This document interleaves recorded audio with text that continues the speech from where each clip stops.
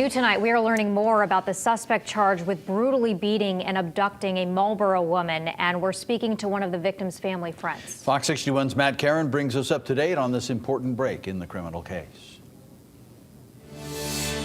Well, guys, this incident happened right here behind me in the Big Y parking lot in Marlborough back in September. It really shook this entire community to the core, but then after that incident happened, months passed where you really didn't hear anything. Only a single surveillance photo was released by the police. That was until last night when suddenly there was a big break in this case. 2 suspects arrested. One of them was arraigned today. Obviously, these are significant charges.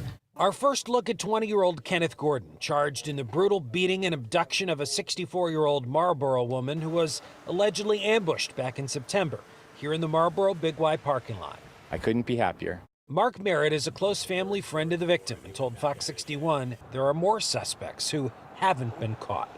There is more people involved in that. I do know that. So I can't say a lot about that. He worries that the juvenile, who he says has the most involvement, will just get a slap on the wrist.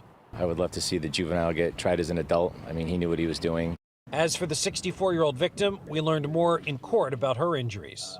Broken right femur, head trauma with a laceration to the eyebrow, a puncture wound to the left forehead area, as well as an acute kidney injury.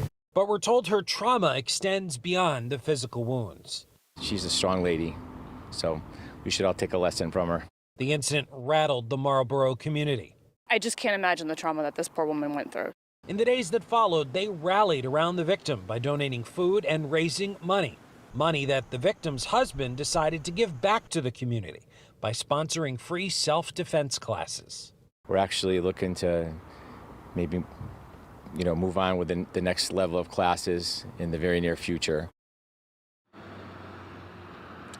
And as for the suspect who was arraigned today, Kenneth Gordon, well, he has multiple charges pending in other unrelated cases across Connecticut, ranging from rioting to assault and battery. He was appointed a public defender today. He's being held on $1 million bail, and he's expected to be back in court on March 17th.